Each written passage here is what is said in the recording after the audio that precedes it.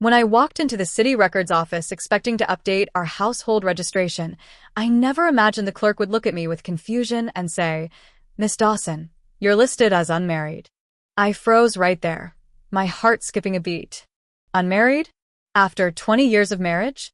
My hands trembled as I asked her to double-check, and what she pulled up on the screen turned my world inside out. My so-called husband, Daniel Carter, had someone else's name listed as his wife Vanessa Blake. Not just any woman, but the widow of his former military buddy. The woman I once nursed day and night when she was sick, the same one who cried on my shoulder about losing her husband. I remembered every spoon of soup I fed her, every blanket I tucked around her shoulders, and all the times I ran to the pharmacy on rainy nights while she sobbed about being alone. But apparently, that poor grieving widow had been sleeping with my husband behind my back for years. I found Daniel at home and didn't even get the chance to ask before he brushed me off like I was the crazy one. I only did this to reduce your burden, Emily. Vanessa needed someone, and I needed to protect her. You wouldn't understand. He didn't even flinch while saying it. That's what killed meth ease with which he justified betrayal. And if that wasn't enough, Vanessa had the nerve to show up at the civil affairs office too, acting all calm like this wasn't a complete life-ruining scandal. "Emily," she said, "Daniel didn't want to make it public all these years. He didn't want to upset you." Upset me? Girl, you're sleeping with my husband and pretending like it's charity work. That's when it all came crashing down. I remembered the miscarriage I had back then. I thought it was just a tragic accident, stress from caring for Vanessa, and everything else. But now I saw it for what it really was, a setup. Vanessa had been jealous, and Daniel played along. They bribed a doctor to go through with the abortion while I was too weak and trusting to see it. The day I lost my baby, he wasn't even by my side. He was probably in her bed. I fainted from blood loss and woke up except I wasn't in the hospital anymore. I was back in the past. I opened my eyes to the sound of monitors and the sharp smell of antiseptic, lying in the same maternity ward I'd once known. My hand shot to my belly. I was pregnant again, right before everything went to hell. That was the moment it clicked I had been reborn, given a second chance. And this time, I wasn't going to be the silent wife who suffered in the background. Vanessa sat beside me, crying with gratitude. "Emily, you took such good care of me, I'll repay you by loving your child as my own." Her voice trembled with false sincerity, and I stared at her young, smiling face like I was seeing a ghost. You see, in the last life, this exact moment was the prelude to the disaster. It was her fake kindness that had kept me off guard while she schemed with Daniel. But now I knew better. I wasn't going to scream. I wasn't going to confront them. Not yet. First, I needed to protect my baby. I played along, nodded, even gave her a weak smile. The next morning, while Daniel and Vanessa were distracted pretending to be decent people, I arranged a hospital transfer in secret. There was no way I was going to let the same crooked doctor touch me again. When I finally gave birth to my son Logan, safe and whole, I cried so hard I could barely hold him. That tiny warm bundle in my arms wasn't just a baby. He was my victory. My proof that this time, I wouldn't lose. That night, while they were probably rolling around in bed like the trash they are, I stared at Logan and made a promise. Mommy's going to fix this. Mommy's going to tear them both down, brick by brick. I returned home after being discharged, pretending I was heartbroken and exhausted, which wasn't even that hard because deep down, I was. Vanessa and Daniel got back the same day, smug and clueless. Daniel glanced at my stomach, probably checking to see if I still looked pregnant. His lips curled into a barely there smirk when he saw my flat belly. "It's okay if you miscarried," he said. "We can try again." The gall of this man. The absolute gall. I said nothing, just looked away and let him think I was broken. Vanessa chimed in with her syrupy tone. "Emily, don't blame yourself. It's not your fault. Let's not let this come between us." I nodded, acting like a good little doormat, while mentally noting the fresh hickey on her neck. They weren't even trying to hide it anymore. Daniel flopped on the couch and barked at me to cook, then turned to Vanessa and said, "Ranran's hungry, go make something." I gave them both a blank stare and said flatly, "I'm still recovering from the miscarriage. I'm not cooking." Vanessa tried to do her cutesy pout, which might have worked on me once. "Not anymore." Where have you been these past few days? I asked suddenly. With the guy you like? Her face flushed a little. I thought you said you'd never love anyone again after your husband died, I added. Daniel got defensive fast. Why do you care, Emily? Is it because you're jealous? You can't have kids and you're bitter. I blinked. The rage that surged inside me almost made me shake, but I swallowed it whole. Can I really not have children, Daniel? I asked quietly. He waved me off. You're cursed. Some people just aren't meant to be moms. My hands clenched so tight they went numb. But I smiled, nodded, and walked back into my room like I believed him. That night, I opened the encrypted file from my private investigator and stared at the cold, undeniable truth. Daniel Carter paid off the doctor to abort my baby. They had murdered my child. But not this time. This time, my baby was alive and I was done playing nice. I wasn't just going to survive this life. I was going to burn it all down and build something better from the ashes. After Daniel and Vanessa strutted around the house acting like they were some kind of benevolent saviors, I just kept my head down and played the weak, grieving wife like a pro, because in their eyes, I was still the gullible woman who miscarried and wouldn't dare question them, which gave me exactly the cover I needed to operate in plain sight. But behind my lowered lashes and soft smiles was a fire building, a storm waiting to explode, because I hadn't just come back from the brink to be their maid, their babysitter, or their victim. Not this time, and definitely not after everything they'd done to me in the last life. So while Vanessa lounged around the house pretending to study and Daniel barked orders at me like I owed him something, I quietly contacted my old mentor, the one whose offer I rejected before because I was pregnant and foolishly devoted, and this time, I accepted the job opportunity with both hands, a position in Shanghai that would launch me back into the world. I gave up for Daniel Carter's so-called love, and with my baby safe in the care of a trustworthy neighbor I paid extra to keep quiet, I started preparing my escape, all while cooking their meals, cleaning their clothes, and listening to their disgusting fake affection in the next room as if nothing had changed. But I noticed every glance, every slip, every hickey on Vanessa's neck and smug little smile she tried to hide whenever Daniel praised her cooking in front of me, and I played dumb with such grace that even an actor would have applauded, because I needed them to believe I was still the same, still broken, still clinging to Daniel like a lifeline, and it worked, especially on Vanessa, who'd always mistaken kindness for weakness, and on Daniel, who couldn't imagine a world where I wasn't orbiting around him, but at night, when they thought I was asleep, I was reading legal forums, documenting evidence, copying files from Daniel's safe when he left for late-night assignments, and uploading them to a drive only I could access, every bank statement, every communication log, every appointment at that shady clinic, because when I pulled the trigger on this plan, it wouldn't just ruin their love nest, it would bury them both. And I remember one night, walking past Vanessa's door, hearing the moans and the breathy giggles and the sound of Daniel saying her name like she was some goddess. And I had to bite my tongue so hard it bled, but then I heard something else. A conversation so twisted I had to stop and listen. Vanessa's voice saying, "But that was her child. Daniel, I mean, isn't there a part of you that feels something?" And Daniel replying without a shred of remorse, "That thing was just a mistake. Vanessa, I only want her baby, not hers. She's just convenient for now. She cooks, she cleans, she stays quiet. Let's keep her around until we don't need her." And that was the moment any last fragment of compassion I might have had shattered completely. Because hearing him reduce me to a tool, hearing him talk about my child like he wasn't flesh and blood, like Logan was nothing more than collateral damage, I knew I was dealing with monsters, not just selfish people or cheaters, but actual monsters in human skin. And I went back to my room shaking, not out of fear, but from holding in the rage that was clawing at my chest. And that night, I sent my first set of files to a journalist friend who owed me a favor, told her to sit on them for now.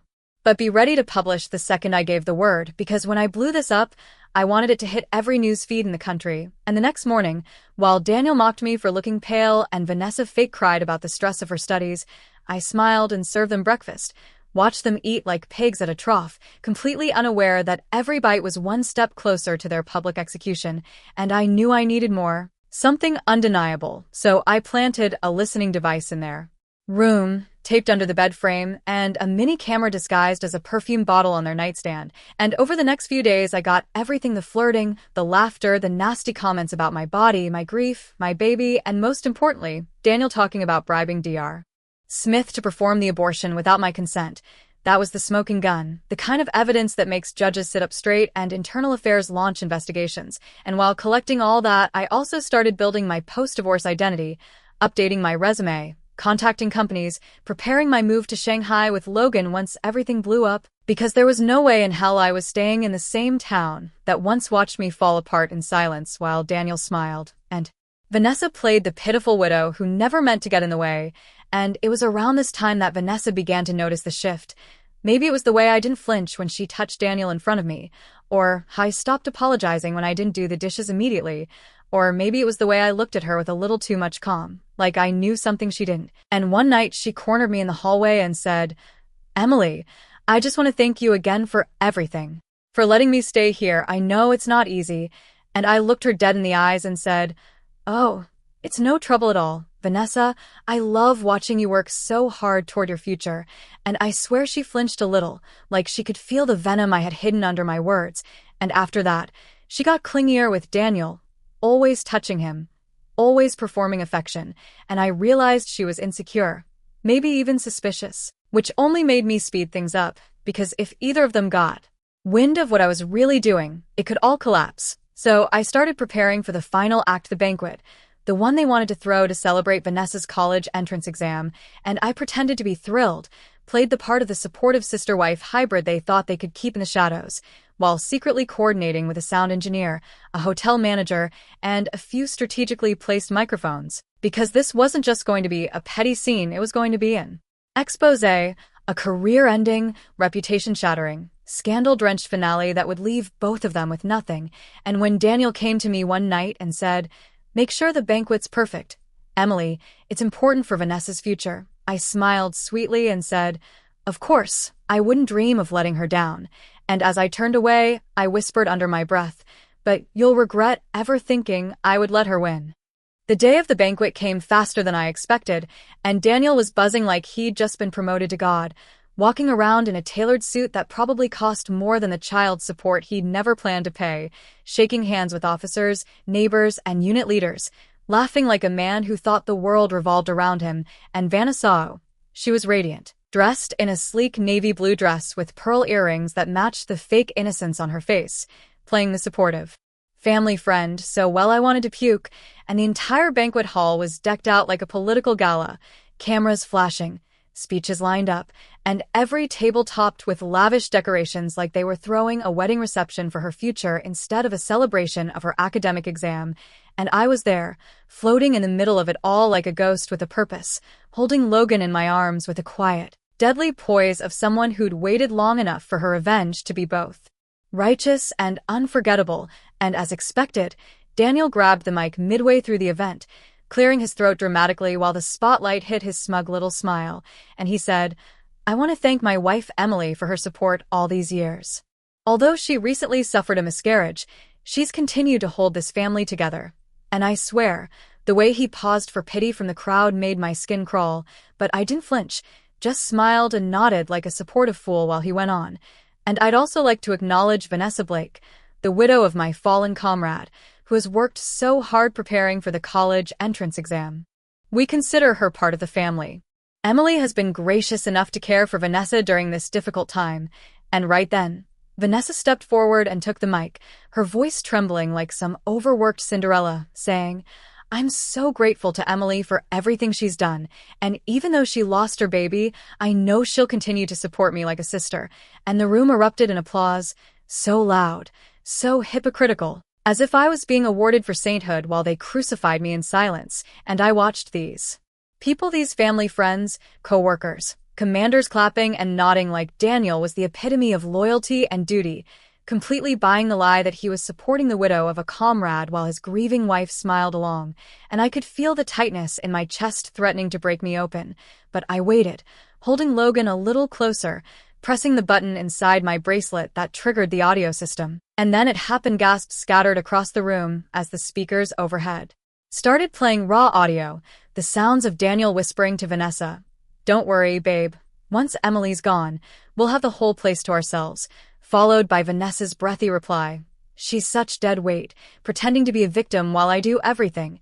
And the murmurs started, confused glances, widened eyes, some people standing up in shock as the audio played louder, snippets of their dirty little conversations, things like, "I only want your baby, not hers," and "We had to get rid of it or she'd never go away," and suddenly, the silence in the room cracked like glass under pressure, people turning to each other, asking if they'd heard what they thought they'd heard, and Vanessa turned to me with a kind of horror in her eyes that made every second worth it, then practically screamed across the room, "Emily, what did you do?" Like she hadn't confessed to everything herself, and I slowly stood up, placed Logan in Olivia's arms, me friend, who'd just arrived with perfect timing, and said in the calmest voice I'd ever used, "I don't understand why you're so sure my child is dead, Vanessa. Because as you can see, he's alive and well," and as Olivia walked forward holding my beautiful baby boy, the room collectively sucked in a breath, all eyes now on the very much alive Logan, and Vanessa's face fell apart like wet plaster, her mascara running, mouth twitching as she stuttered, That's not possible, Dr. Smith Sade said it was done." And I smiled at her the way a lioness does before she pounces, stepping forward as I added, "Dr. Smith lied. Just like you two did. You tried to take my child from me. But I got him out before you could touch him."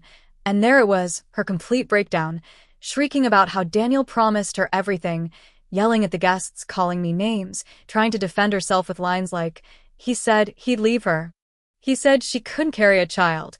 But it was too late because the crowd had turned on her like sharks in bloodied water, and Daniel stood there frozen, blinking like a deer in headlights, his mouth opening and closing like a man who'd finally run out of lies, until he tried to pivot and said, "This is all a misunderstanding." Vanessa's emotional, she didn't mean any of it, and the worst part was, a few people actually hesitated, their loyalty to rank and uniform making them second-guess what was unfolding in front of them. So I went all in, pulled out my phone, and with one final click, the giant screen at the front of the room lit up, playing full-color HD footage of Vanessa and Daniel in bed together, laughing, moaning, calling me names, mocking my grief, planning how to erase me. The room exploded, people yelling, some storming out, others filming with their phones, and the best part was Daniel trying to unplug the screen like a fool, screaming, "Turn it off.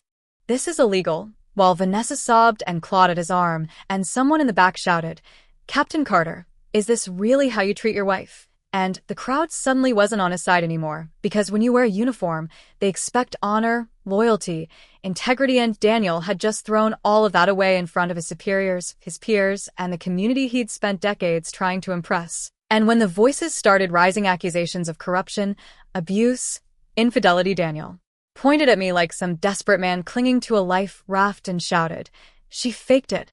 Emily lied. She told me she had a miscarriage, so I would have a child with Vanessa. It was her idea. She's mentally unstable." And I just laughed, not even hiding it, because the desperation was so pathetic, and I stepped forward with Logan in one arm and divorce papers in the other and said, "I never told you I lost the baby. You assumed I did because you paid someone to make sure I would. That's not a mistake, Daniel. That's murder." And with that, the crowd's energy shifted completely. You could feel the mood snap from scandalous curiosity to genuine disgust, and I saw Mr. Anderson, Daniel's superior, stand up and shout, "That's enough. Captain Carter, explain this right now or hand in your badge."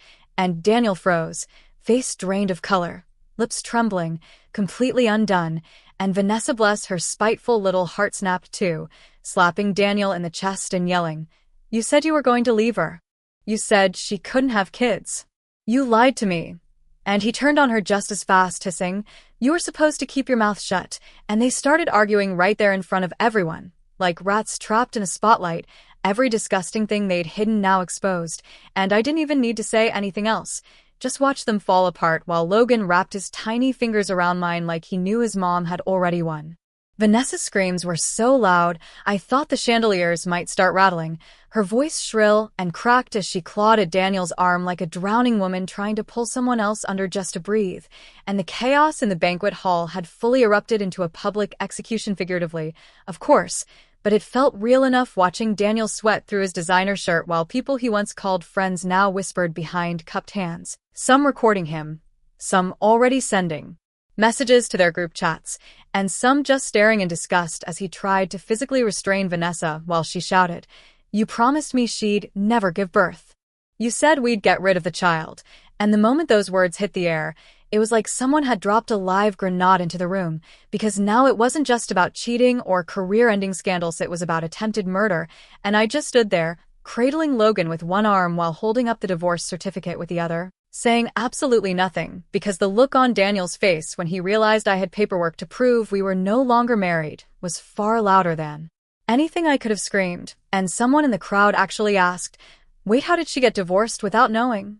Which made Daniel flinch like he'd been slapped, and I finally stepped forward, keeping my voice calm and steady even though my pulse was pounding in my ears, and said, "That's the question, isn't it? I'd like to know how my name was used to file a divorce I never signed, in a system I never accessed," and I handed the documents to Mr. Anderson, Daniel's superior, who scanned them with a frown so deep it practically carved a canyon across his forehead, and as he was checking the dates and seals, Daniel made one last desperate lunge toward me, yelling, "This is fake. She's manipulating everyone." But Anderson raised his voice over the noise and barked, "Captain Carter, stand down," and I swear I saw Daniel shrink 2 inches in real time, and just when it seemed like it couldn't get any worse for him, I pulled out one final piece of paper photocopies of the property transfer Daniel forged in my name, giving Vanessa control over assets that belonged to my family, and as I laid them out on the banquet table like a winning poker hand, the silence became a vacuum. The kind of silence that comes right before the thunder, and right on cue, someone from the military legal team stepped forward, having finally arrived after being tipped off earlier that day, and said, "We've received reports of fraudulent marital filings and property tampering. We're opening a formal investigation," and Daniel went pale. Vanessa started crying again, and I just let it all unfold because I wasn't done, yet not even close, and I turned to Anderson and said, "You still have access to the National Registry, right? Why don't you check Daniel Carter's marital status and see who his legal wife is right now?" And Anderson pulled out his phone, dialed someone on speaker, and a minute later the answer came back.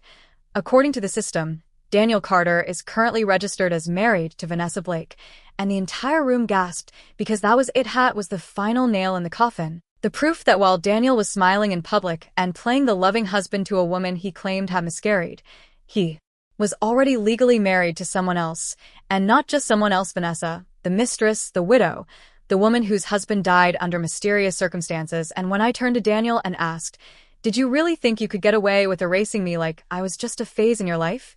he didn't even answer, just glared at me with a kind of hatred that only comes from a man who finally realizes he's not the main character in your story anymore, and Vanessa tried to save herself by turning on him, wailing, "You said this would be clean. You said she'd be gone." And Daniel snapped, shouting, "You ruined everything. You were supposed to stay quiet," and the two of them descended into the kind of ugly fight usually reserved for trashy reality shows.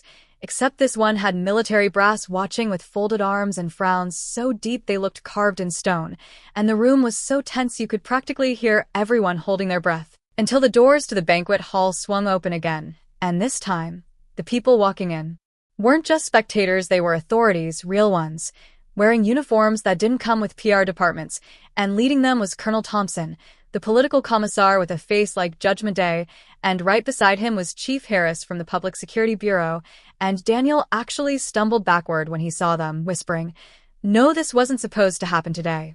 Like he'd planned to be evil, but only on a schedule, and Thompson stepped forward, looked around the room, and said with calm steel in his voice, "We've received credible evidence that Captain Daniel Carter used his position to alter federal records and commit fraud. He is under investigation for corruption and abuse of authority," and Chief Harris added, "Vanessa Blake, you are being detained as a suspect in the suspicious death of your former husband. Please cooperate." And just like that, the room went from a scandal to a full-blown takedown, with both of them being handcuffed on the spot, Daniel yelling that it was all a mistake, Vanessa sobbing that she was just a pawn, and me standing still as stone, letting the whole thing wash over me like cold water after a fever. And as they were dragged out, Daniel actually had the audacity to scream, "Emily, help me. We have a child. Don't let him grow up without a father." And I laughed, not bitter, not angry, but full-on laughed, because the man who once told me my baby was a mistake was now trying to use that same baby to save his skin. And I held Logan a little tighter and whispered, "You already made sure he grew up without a father the moment you chose her." And as Vanessa was shoved past me, she hissed, "You think you've won?" He'll still love me. He'll come back to me. And I looked her dead in the eyes and said, "Sweetheart, he never left you. You've always been his type. Selfish, desperate, and disposable." And with that, the doors slammed behind them, cutting off their screams, and the room finally exhaled. People murmuring, shifting uncomfortably, unsure what to say or how to react, and Mr. Anderson approached me slowly, handed back the documents, and said, "I'm sorry, MS. Dawson. We should have seen this sooner. You've been through hell." And I nodded, thanking him, and told him, "I'm leaving for Shanghai next week. I've got a job offer waiting. It's time I lived for myself." And he smiled, a small but real smile, and said, "Good. You deserve that." And as the guests began to quietly disperse, whispering to each other, avoiding eye contact, I stood there holding my son, watching the aftermath of the fire I had set with precision, with purpose, and with no regrets, because when people ask me now why I didn't leave sooner, why I stayed with a man like Daniel, I tell them, sometimes you have to let the weeds grow high enough to choke themselves before you can clear the garden for something real. After the banquet disaster exploded across every group chat and news feed in town, I didn't bother sticking around to collect sympathy or explain myself to anyone. I had already packed my things the night before, and by the following morning, I was on a train to Shanghai with Logan in one arm and a duffel bag in the other, stepping into the city like a woman reborn, not just surviving anymore, but actively choosing my new life with no apologies, no guilt, and definitely no looking back. And I still remember the first breath I took stepping off that train platform. It didn't smell like betrayal, pity, or regret, just steel, concrete, and opportunity, and that was enough to make me feel human again. And over the next few months, I poured every ounce of energy I had into my new job, climbing from assistant to project lead faster than anyone expected. Not because I had to prove something to Daniel or Vanessa or any of the people who once judged me in silence, but because for the first time in my life, I wasn't playing background support for someone else's spotlight. I was finally in my own damn story. And even though balancing work with motherhood was brutal, even though I spent sleepless nights rocking Logan while writing reports on my phone with one hand and fighting exhaustion with the other, I never once wished for the old life back. Because no amount of comfort or routine could ever justify going back to a house built on lies. And word about the investigation spread quickly too. Even from across the city, people couldn't stop messaging me with updates I didn't ask for, like it was gossip and not my trauma on public display. But I kept my responses polite and distant because I didn't need closure from spectators. I already had my closure the moment I looked Daniel in the eye and told him he was the burden I'd finally dropped. And months later, I got the official update. Daniel Carter was found guilty of falsifying government records, embezzlement, and abuse of military power, while Vanessa Blake was convicted of conspiracy, identity fraud, and suspicion of involvement in the death of her former husband. And though her sentence was lighter due to mental instability claims, I knew from the way the judge looked at her like a walking red flag that she was never getting her claws back into society's good graces. And after the sentencing, Daniel actually had the nerve to write me letters from prison. Yes, actual handwritten letters like we were cross lovers torn apart by fate instead of a coward trying to claw his way back from rock bottom. And I didn't even read most of them, just scanned a few out of curiosity and laughed at the desperation bleeding through every word, begging for forgiveness, offering promises of change, swearing that Logan deserved to grow up with a father, as if fatherhood was something he could slap back on like a uniform when it was convenient. But I never wrote back, never acknowledged his pleading, because forgiveness doesn't belong to people who tried to erase you from your own life. And I heard from a few mutuals that Vanessa, after serving part of her sentence, had been released early on parole and divorced Daniel almost immediately, claiming she had been tricked, manipulated, abused, which I could have predicted from a mile away, because snakes don't share dens. Once the storm passes, they turn on each other the moment the sun goes out. And without Daniel's protection, Vanessa spiraled, tried to cling to whatever scraps of reputation she had left, but she had no job skills, no support, no future. And one day I got a quiet message from an old neighbor saying the two of them, Daniel and Vanessa, had died together in a freak incident during one of her prison visits. Something about a fight, an accident, a tragedy, but to me it felt like closure dressed up as coincidence. And when Daniel's mother called asking if I would attend the funeral, I simply said, "I've already mourned everything I needed to," and hung up, sending a small amount of money for formality's sake because I wasn't going to let anyone say I was heartless, but I sure as hell wasn't going to stand over the graves of people who once tried to destroy me and pretend they ever loved me, and life moved on quietly after that. Like the world knew I needed peace more than drama, and every morning when I woke up to Logan babbling beside me on the balcony, stacking his little blocks with chubby hands and that sun-drenched smile that didn't know anything about betrayal or pain, I knew I'd done the right thing, that no matter how hard it got, I would never go back to the woman who tolerated crumbs and called it love. And somewhere between juggling deadlines, diaper changes, and late-night feedings, I started to feel like myself again, not the version Daniel had sculpted to suit his ego, but the real me, the one who dreamed big, who never needed anyone's permission to shine. And when I got promoted to vice president of the firm just 2 years after joining, I didn't cry, didn't post a grand announcement. I just came home, hugged Logan a little tighter, and cooked us our favorite dinner, because I didn't need applause to validate the journey. I had already won the moment I chose to live without fear. And even when people from the past resurfaced, trying to reconnect, asking how I'd managed to make it out so strong, I didn't give them my scars dressed as stories. I just smiled and said, I stopped waiting for someone to save me. And maybe that's what really scares people like Daniel and Vanessa the most. The idea that the woman they buried under manipulation, control, and guilt could rise on her own, could rebuild her life brick by brick without ever once reaching back for their hand, because people like them need you to be broken in order to feel whole.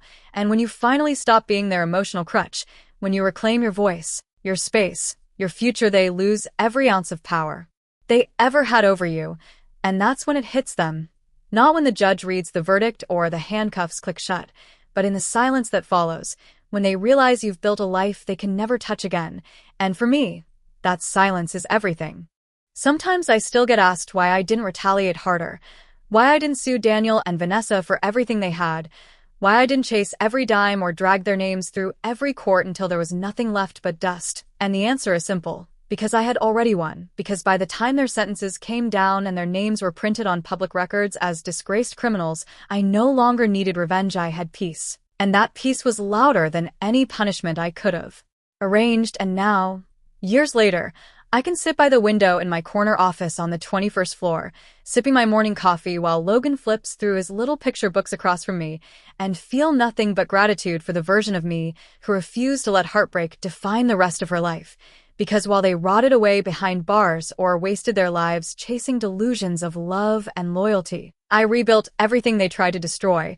And not just rebuilt, I evolved, I expanded. I succeeded on my own terms, and maybe the most ironic thing of all is that I never had to shout my victories from the rooftop, because the people who doubted me watched it unfold whether I invited them or not. Like when I gave my first keynote speech at an industry summit and saw former neighbors watching from the live stream comments, or when Logan's school principal pulled me aside during a parent-teacher meeting to say, "Your son is one of the brightest, kindest kids we've ever had." And I smiled and said thank you while my heart whispered, "We made it, baby, we really made it." And no matter how high I rise, I still remember that quiet hospital bed, the one where I woke up in the past with a second chance in my hands and the weight of 1,000 regrets pressing on my chest, because that moment, that rebirth, was the point where everything changed, not when Daniel was arrested or when Vanessa lost her mind at the banquet, but when I looked my future in the face and decided I was never going to settle again, not in love, not in motherhood, not in life. And people always assume healing is some pretty linear process, like you just forgive, move on, and bloom. But the truth is it's messy and exhausting, and there are nights when I cry into my pillow because Logan had a fever and I had a deadline and there was no one to lean on, no backup plan, no husband to swoop in and say, "Don't worry, I've got it." And yet I never wished for that old safety net, because it was never safe. It was a cage dressed in comfort, and I had finally tasted freedom, and freedom meant exhaustion and doubt, and doing things terrified but doing them anyway. And when Logan asked me last week if he had a daddy like the other kids, I knelt down, looked him right in those big curious eyes, and said, "You have me. And I promise, that's always going to be enough." And he nodded with this gentle acceptance that made my heart ache and swell all at once, because maybe someday he'll know the whole truth, or maybe he won't need to. Maybe he'll just grow up knowing that love doesn't come from a title or a role, it comes from action, from presence, from being the person who shows up even when it's hard. And every time I see him laugh, or help a friend, or hug his teacher goodbye, I know I gave him a life free from The poison that once lived in our home, and even when people try to bring up the past, try to poke around like it's still an open wound, I just smile and say, that woman doesn't live here anymore. Because it's true Ivy buried her, mourned her, honored her, and become someone stronger in her place. Someone who no longer confuses loyalty with silence or sacrifice with love. Someone who knows her worth down to the bone and doesn't wait for anyone else to confirm it. And if Daniel were still alive, if he were sitting across from me right now, I wouldn't curse him or scream or even cry. I'd just say, thank you for making room in my life for something better. Because that's the thing about people who try to break you, they never expect you to grow back bigger, louder, and brighter than before. And as for Vanessa, wherever her name sits in the footnotes of scandal or whispered gossip, she's not even a shadow in my rear view. Just a faded lesson in why envy and manipulation always eat themselves from the inside out. And on days like this, when the sun pours in through my office window and Logan's giggling fills the air like music, I feel that quiet victory again, the kind that doesn't need applause or headlines, the kind that lives in the way I walk into every room knowing exactly who I am now. And maybe someday I'll write a book, tell my story with all the grit and fire it deserves. But for now, this is enough. This peace, this life, this little boy who holds my hand like I'm his whole world, because no matter where I've been or what I've lost, I get to wake up every morning and say with full certainty, I saved myself, and that was always more powerful than revenge.